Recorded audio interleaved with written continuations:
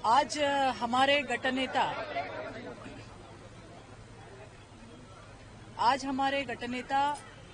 विधायक प्रवीण भाऊ दरेकर इन्होंने बहुत ही महत्वपूर्ण ऐसी लक्ष्यवेधी बांग्लादेश घुसखोरों के बारे में सभागृह में चर्चा के लिए ले आए थे और उसमें बहुत सारे मुद्दे ये वहां पे उस पे चर्चा हुई। जो स्थान है जहां जहां पे बांग्लादेशी घुसखोरों का वास्तव्य है वो अनेक विधायकों ने, खुद प्रवीण भाऊ ने भी, मिलिंद नगर हो,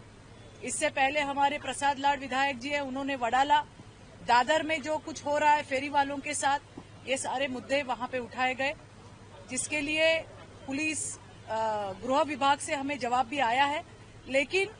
मुझे ऐसे लगता है कि ये जो गंदगी हुई है ये आजकल में हुई गंदगी नहीं है,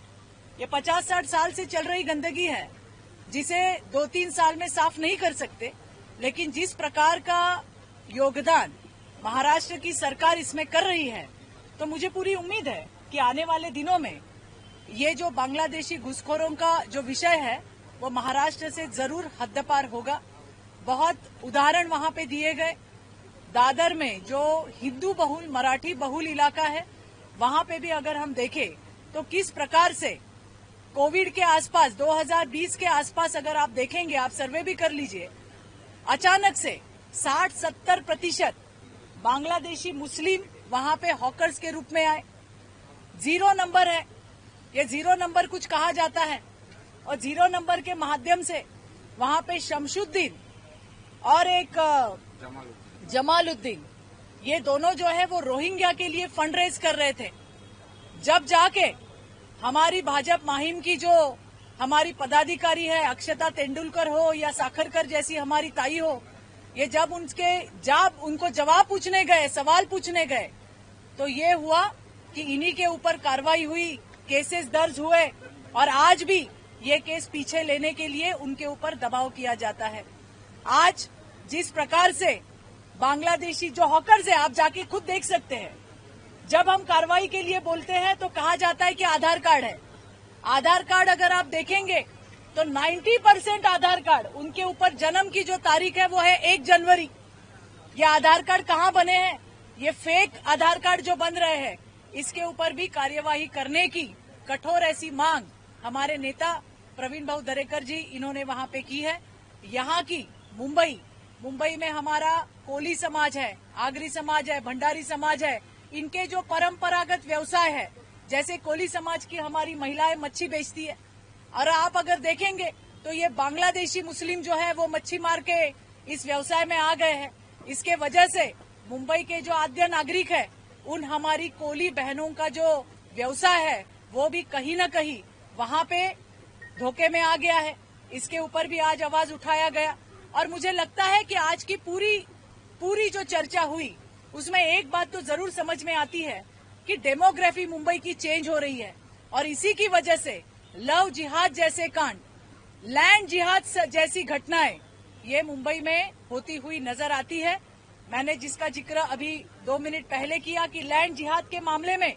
हमारे विधायक प्रसाद लाड जी ने वडाला में जो हो रहा है इसके बारे में पेपर के सहित ये भी मुद्दा जो है वो सभागृह में रखा था। हमें पूरी उम्मीद है कि आज जिस प्रकार से चर्चा हुई है इसमें प्रशासन के भी लोग हो सकते हैं, स्थानिक नेता, स्थानिक गुंडे, इनके सबके सहकार्य से ही ये सब हो रहा है। लेकिन अब देवा भाऊ के नेतृत्व की इस महायुति की सरकार में ये गंदगी नहीं चलेगी और जिस प्रकार से आज गृह राज्य मंत्री जी ने हमें वहां पे जवाब दिया है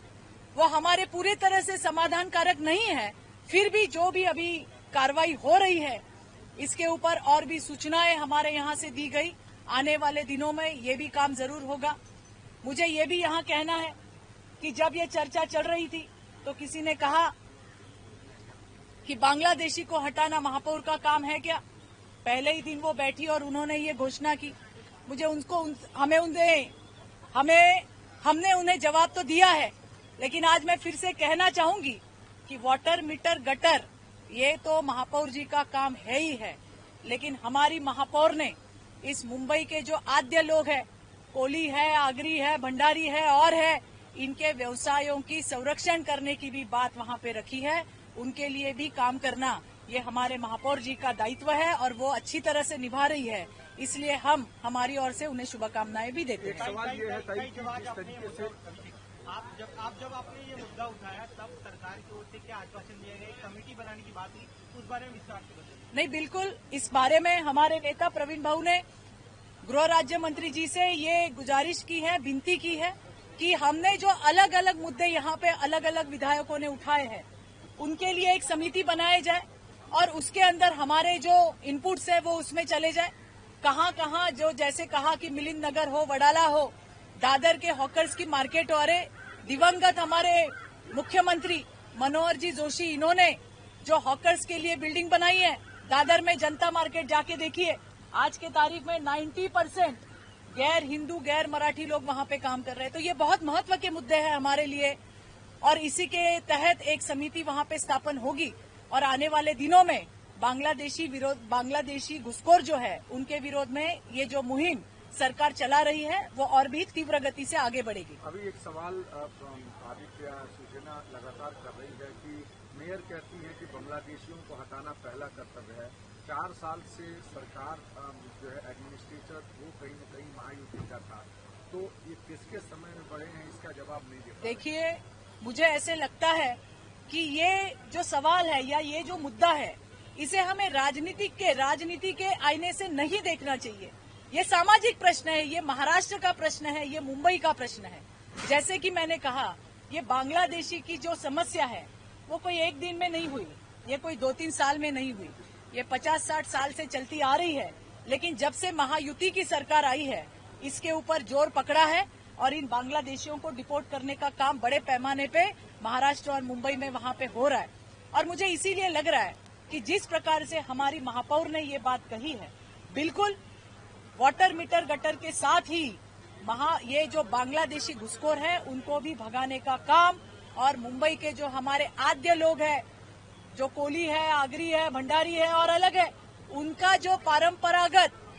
जो उनका व्यवसाय है उनको संरक्षण देने का काम भी महापौर जी का है। और मुझे पूरा विश्वास है कि मुंबई की महापौर इसमें भी जरूर कामयाब होगी। उजनी धरणातील दूषित पाण्यामुळे 16 पुलामध्ये कर्करोग वाढतोय असा एक प्रश्न समोर आहे। नाही, मला वाटतंय की हा प्रश्न आता सभेमध्ये आणि सभेमध्ये आला असेल, परिषदेत अजून आलेला नाहीये, परंतु याच्यावरती हे फार जो आता तुम्ही प्रश्न विचारला तो गंभीर आहे। तुम्ही कालच बघितलं की काल राज्याचे सन्माननीय मुख्यमंत्री यांनी प्लास्टिकची फुलं, त्याचे जे रंग असतात त्याच्यामुळे ही कर्करोग वाढण्याची जी शक्यता असते याच्यावरती भाष्य केलंय आणि त्याच्यावरती सुद्धा काटेकोर बंधनं आणि नियम येत आहेत आणि त्यामुळे मला वाटते उजनीच्या प्रश्नावरही अशाच पद्धतीचं एक चांगलं सोल्युशन हे राज्य सरकारकडनं येईल। धन्यवाद।